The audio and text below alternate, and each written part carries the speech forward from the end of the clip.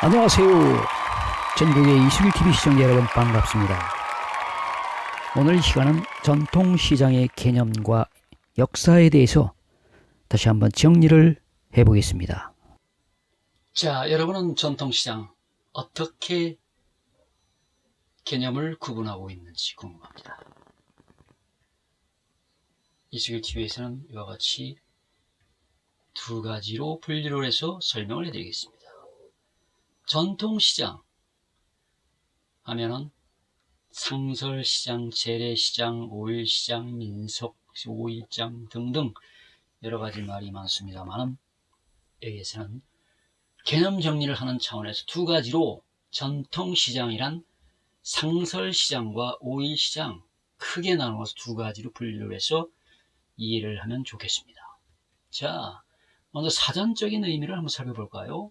전통시장, 오랜 기간에 걸쳐 일정한 지역에서 자연 발생적으로 형성된 상설시장이나 정기시장을 말한다. 이와 같이 사전적인 의미에서도 오일시장이라는 개념은 들어있지 않습니다. 그런데 그 앞에 문맥을 보면은 오랜 기간에 걸쳐 일정한 지역에서 자연 발생적으로 형성된 시장을 얘기합니다. 그렇다면 상설시장, 정기시장을 포함해서 오일시장도, 오일마다 열리는 오일시장도 전통시장에 포함이 될 수 있다는 말씀이겠죠. 자, 민속 오일장 해가지고 오일시장에서 현수막이 붙어있는 경우도 볼 수 있습니다만, 자, 민속장이다. 어떤 사전적인 의미가 있는가 봅시다. 민속, 민간 생활과 결부된 신앙, 습관, 풍속, 전설, 기술, 전승, 문화 따위를 통틀어서 이루는 말을 민속이라고 합니다. 맞습니다. 오일장은 예로부터 생활 습관으로 또는 풍속으로 전해 내려오는 문화이기도 합니다. 그래서 그렇다고 보면은 상설시장 또한 민간 생활과 결부되어서 습관적으로 전통 습관이라고 말을 할 수가 있겠죠.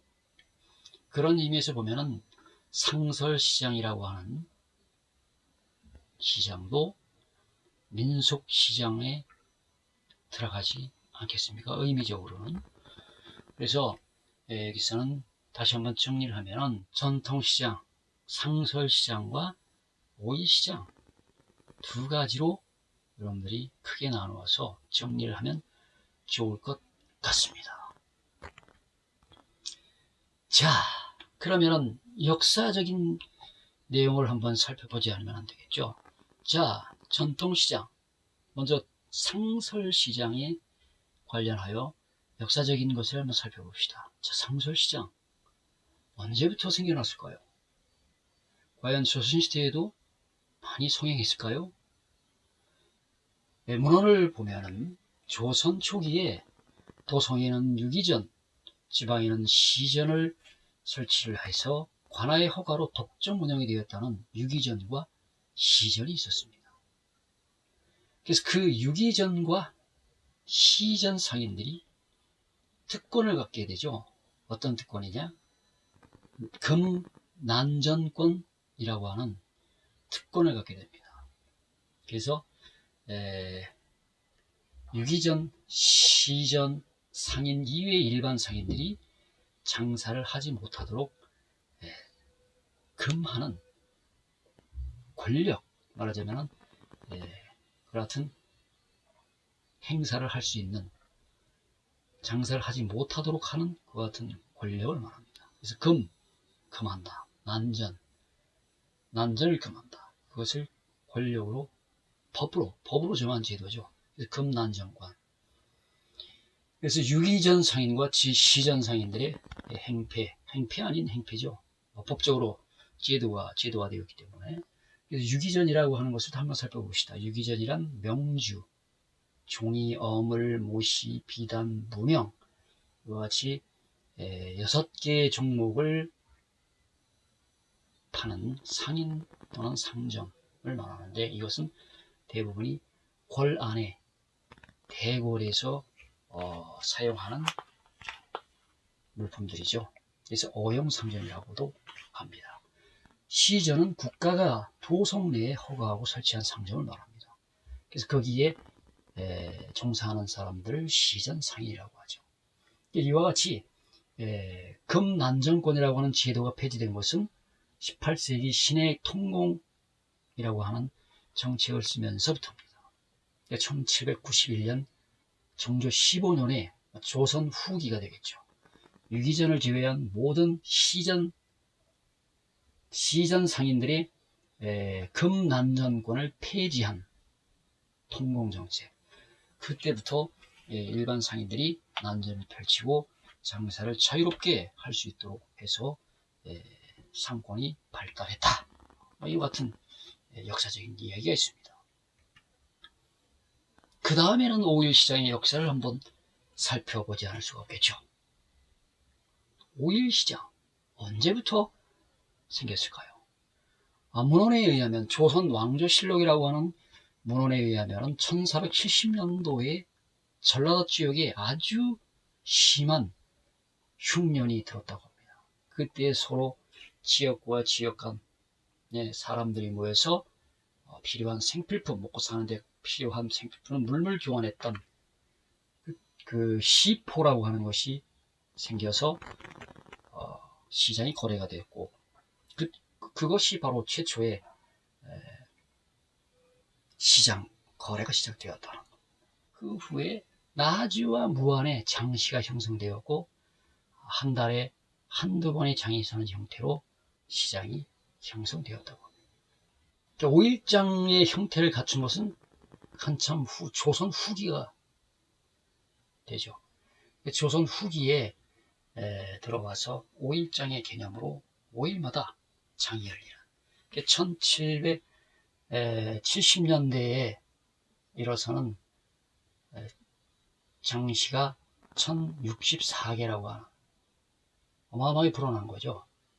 그래서 그 후 19세기에는 1057개라고 하는, 점차적으로 19세기 말까지는 상당히 늘어나고 있는 추세에 있다가 현대에 들어와서 6, 7, 80년대까지는 성행을 하다가 공업화가 이루어지면서 또 사람들이 인구 이동, 농촌에서 도시로 빠져나가는 현상으로 인해서 점차적으로 줄어들기 시작해서 90년대에 들어서는 급격히 하강하는.